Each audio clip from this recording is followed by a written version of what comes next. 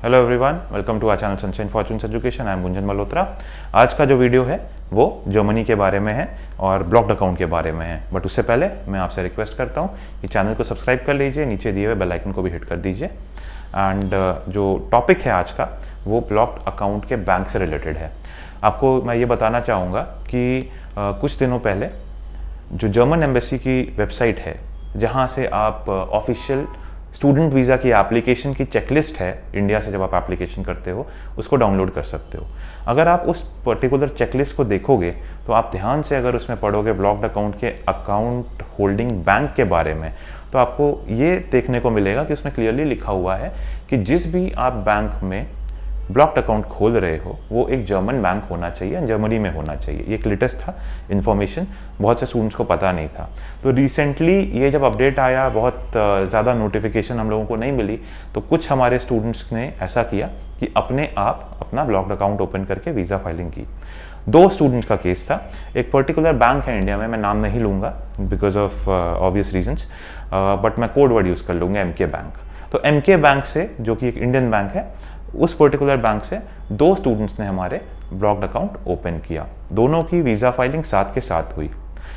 एक स्टूडेंट का visa refuse हुआ, एक स्टूडेंट का अप्रूव हो गया। जिनका अप्रूव हुआ उनके ऊपर मे बी उनका लक अच्छा था, एंड जिनका रिफ्यूज़ हुआ उनके रिफ्यूज़ल लेटर में क्लियरली लिखा था कि जिस बैंक में आपने ब्लॉक्ड अकाउंट खोला है वो हम लोग एक्सेप्ट नहीं करते, वो एक इंडियन बैंक है। एंड ज़्यादा डिटेल्स में हम लोग जब गए तो हम लोगों को ये पता चला कि उस पर्टिकुलर एमके बैंक का जो कॉन्ट्रैक्ट था जर्मन एम्बेसी के साथ और जर्मनी की जो गवर्नमेंट है उनके साथ, वो जो था वो वॉइड हो गया, या वो एक्सेप्ट नहीं कर रहे थे नहीं फर्दर। बैंक वालों को भी ये बात नहीं पता थी, एंड उन्होंने इसके बावजूद भी उनका उस पर्टिकुलर स्टूडेंट का ब्लॉक्ड अकाउंट खोला। तो इतनी जो मैं आपको कहानी सुना रहा हूँ उसका एक ही क्रक्स में मैं आपको पॉइंट बताना चाहूँगा। पॉइंट ये है, आप अगर जर्मन एम्बेसी में अपनी स्टूडेंट वीज़ा फाइलिंग कर रहे हैं, जर्मनी में अगर आप पढ़ने जा रहे हैं, चाहे बैचलर्स प्रोग्राम के लिए चाहे मास्टर्स प्रोग्राम के लिए, मैं आपको रिक्वेस्ट करूंगा किसी ऐसे बैंक के साथ आप अकाउंट खोलिए जिसकी जो हेड क्वार्टर्स है या पेरेंट कंपनी है या वो पर्टिकुलर बैंक है वो जर्मनी में ही बेस्ड हो। फॉर एग्जाम्पल, आप फिनटिबा जैसे एक ऑनलाइन सर्विस प्रोवाइडर के साथ अपना ब्लॉक्ड अकाउंट ओपन कर सकते हो। एंड जो ये ब्लॉक्ड अकाउंट का अमाउंट होता है दैट इज़ 11,208 यूरोज। एंड आप ऑनलाइन आराम से अकाउंट खोल सकते हो।